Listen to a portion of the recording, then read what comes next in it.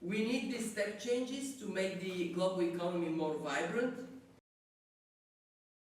Despite surprisingly resilient labor markets and strong consumer demand, despite the uplift in China, we expect the world economy to grow less than 3% this year. When more is necessary. Most recently, we have provided central banks should continue to use interest rates to fight inflation, while using financial policies to ensure financial stability.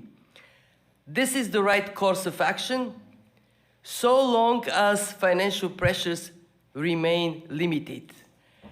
If that were to change, in other words, if financial pressures were to become more prominent, policymakers would face an even more complicated task with difficult trade-offs between their inflation and financial stability objectives, and more difficult balancing act of the use of their respectful tools.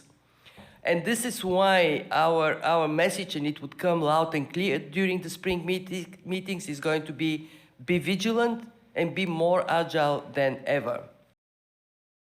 We published a paper on fragmentation of capital flows, including foreign direct. We have done extensive research on the costs of fragmentation, and it is a very, very scary picture. Long-term costs of trade fragmentation could be as high as 7% of global GDP, roughly the equivalent of the combined output of Germany and Japan. If we add technological decoupling, then some countries would face losses up to 12% of GDP. And we just published a paper on fragmentation of capital flows, including foreign direct investments. They would be adding another hit on global growth. It's hard to put in one place the combined impact of all losses, but one thing we know for sure, they head in the wrong direction. This way, countries can protect their economic and national security. Let me start with debt. About 15% of low-income countries are in debt distress, an additional 45% are near it.